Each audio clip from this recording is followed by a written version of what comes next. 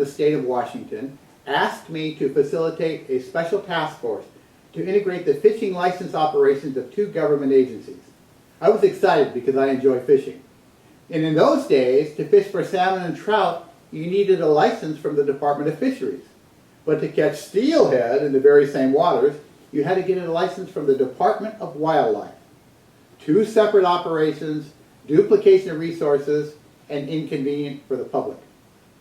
My 12-person task force consisted of executives loaned from the private sector and senior managers from these 2 departments and other government agencies. Combining licensing operations would mean that one agency would have to give something up, and no bureaucracy likes to do that. The Efficiency Commission wisely included the IT directors and licensing managers of both agencies on this task force. As our project evolved, it became clear where the licensing function should be based. There was agreement, and it was smooth sailing, or should I say smooth fishing, all because the right players were involved from the beginning. Now, had this not happened, there would have been considerable resistance during implementation. So how do you get that buy-in? Well, you start by who you put on the core team. So how do you get that buy-in? You start by who you put on the core team. Beyond those team members, identify who else is involved with, concerned with, or affected by your effort. Stakeholder involvement then could be as simple as asking them for ideas, using their input to develop good plans, and running draft recommendations by them. It may not be politically correct to say so, but not all stakeholders are created equal. We identified over 30 stakeholder groups, all the way from the Indian tribes with guaranteed fishing rights to salmon charter boat operators, down to the mom-and-pop bait shops who sold fishing licenses to attract anglers who would buy expensive tackle.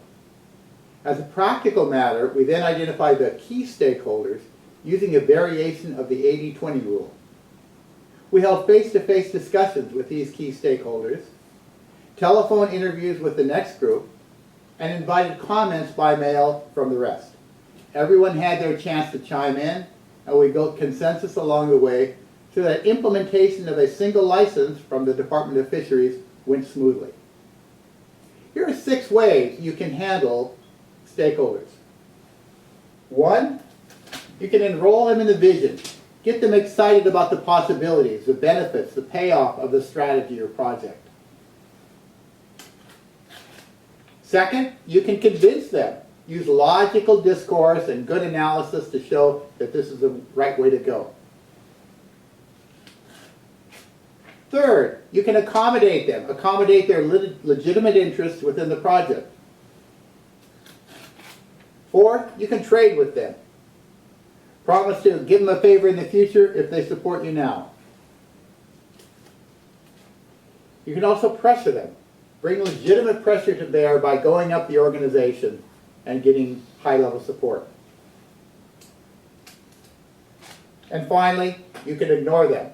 This has some risks, but it's an option.